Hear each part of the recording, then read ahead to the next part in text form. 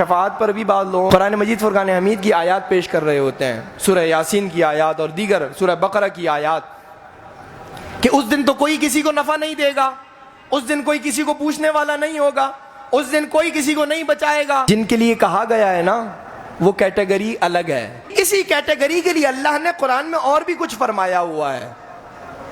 فرمایا یہ جو کیٹیگری ہے نا یہ کسی شے کی مالک نہیں ہے، حتیٰ کہ اللہ رب العالمین نے چھوٹی چھوٹی چیزوں کو بیان کر کر انہیں ذلیل کیا۔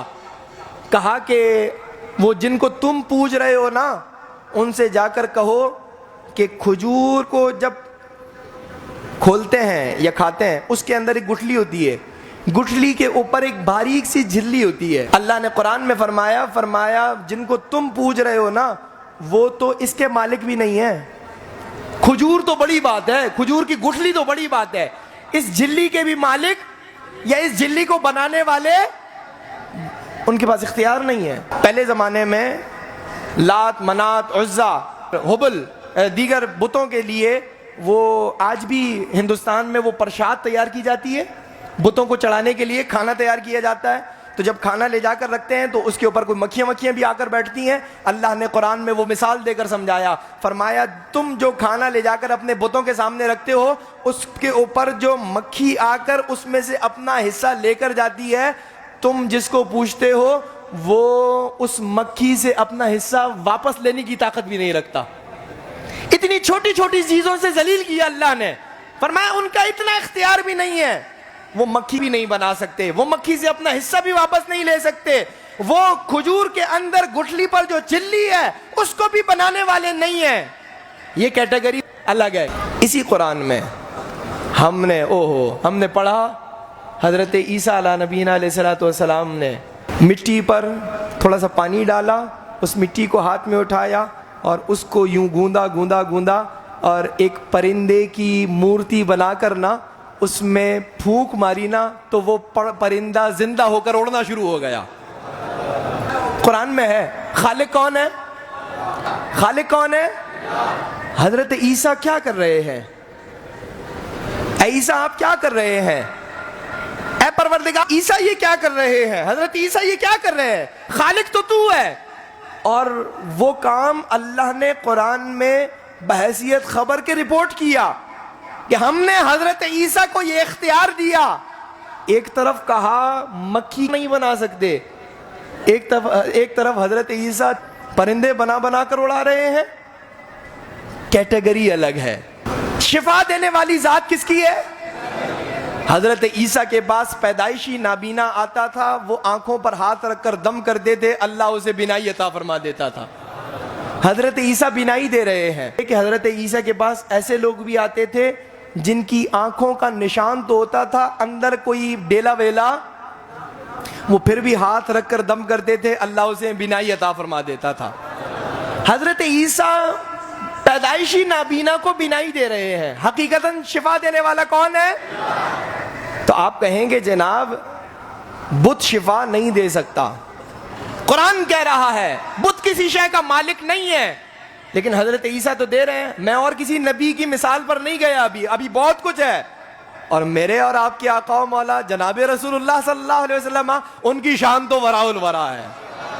حضرت جابر نے دعوت کی، بکری کو ذبح کیا، ایک بچہ پاس کھڑے دیکھ رہا تھا، ایک کہیں کام سے گیا ہوا تھا، چھوٹے چھوٹے نونہال بچے، تو جب وہ بکری کو ذبح کیا نا، حضور کے لیے کھانا تیار کر رہے تھے، تو بچے نے وہ سارا منظر دیکھا۔ اب جب دوسرا بھائی آیا نا تو اس نے پہلے والے بھائی سے پوچھا جس نے یہ سارا منظر دیکھا، اس نے بکری کہاں گئی؟ وہ تو ابا جان نے ذبح کر دی۔ فرمایا وہ کیسے؟ بچہ تھا، سوال کیا۔ اس نے کہا آؤ میں تمہیں بتاتا ہوں کیسے۔ اس نے بھائی کو لٹایا، چھری لے کر آیا اور گردن پر چھری پھیر دی۔ اب جب خون نکلا نا، وہ تو صرف بتا رہا تھا کہ میں نے کیا کیسے۔ اس نے جب دیکھا کہ یہ کیا ہوا، ڈر گیا، ڈرا تو چھت سے چھلانگ لگائی، کودا اور خود بھی جان دے دی۔ 2 بچے تھے حضرت جابر کے، دونوں شہید ہو گئے۔ اچھا انہوں نے کیا کیا؟ حضور گھر پہ آ رہے ہیں تو انہوں نے ہنگامہ نہیں کیا، انہوں نے ایک کمرے میں ان دونوں کی لاشیں رکھی کہ ان کی اب پھر بعد میں کچھ کریں گے، ابھی تو حضور نے آنا ہے۔ حضور گھر تشریف لے آئے، دسترخوان لگا، سب کچھ کیا۔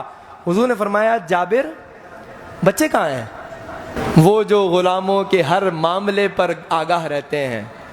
سوال کیا بچے کہاں ہیں؟ فرمایا رسول اللہ وہ بس کچھ آرام کر رہے ہیں. فرمایا نہیں بچوں کو بلاؤ, ہم نے بچوں کے ساتھ کھانا تناول کرنا ہے.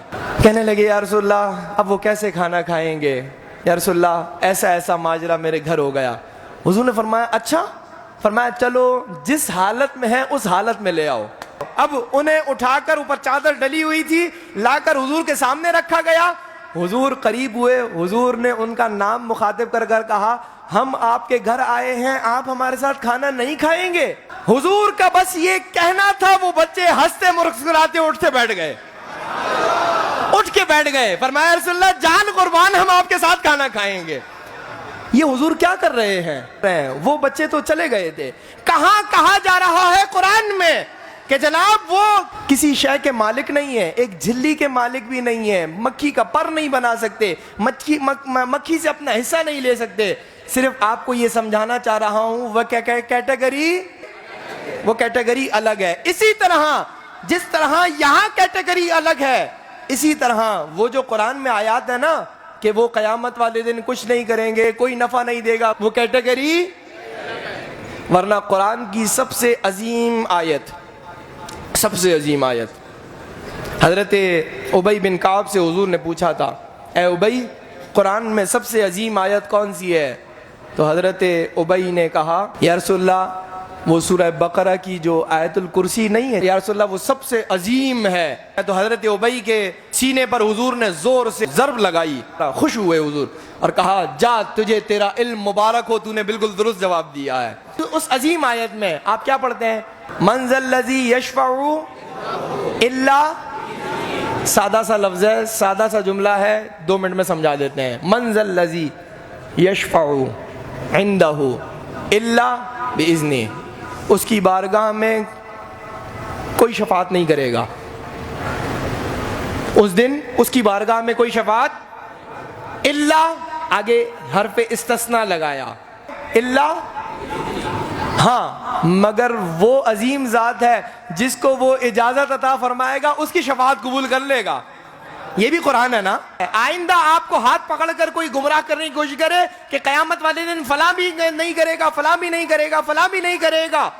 اچھا جو یہ کہہ رہے ہوتے ہیں, زور لگا رہے ہوتے ہیں, یہ فلاں نہیں کرے گا, فلاں نہیں کرے گا. رمضان میں جب ختم قرآن ہوتا ہے نا, حفاظ کرام کی فضیلت بیان کرتے ہوئے وہ یہ حدیث ضرور بیان کرتے ہیں کہ جناب حافظ قرآن کو اللہ نے یہ شرافت عطا فرمائی ہے, کرامت عطا فرمائی ہے, مقام عطا فرمایا ہے کہ قیامت والے دن وہ ایسے 10 جہنمیوں کو جن پر جہنم واجب ہو چکی ہوگی وہ اپنے ساتھ جنت میں لے جائیں گے.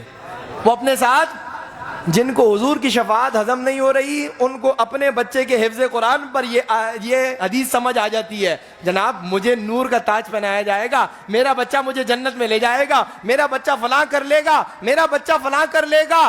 آپ کا بچہ اگر باعمل رہا, قرآن یاد کرتا رہا, یقیناً وہ کرے گا, لیکن وہ کرے نہ کرے آقا نامدار جناب رسول اللہ صلی اللہ علیہ وسلم کو اللہ نے یہ مقام محمود ضرور عطا فرمایا ہے. حضور سب سے پہلے قیامت والے دن شفاعت کرنے والے ہوں گے, حضور سب سے پہلے شفاعت کرنے والے ہوں گے. حضور نے فرمایا قیامت والے دن ویسے تو سارے انبیاء شفاعت کریں گے, لیکن سب سے پہلے جس کی شفاعت قبول کی جائے گی وہ میں محمد عربی صلی اللہ علیہ وسلم ہوں گا.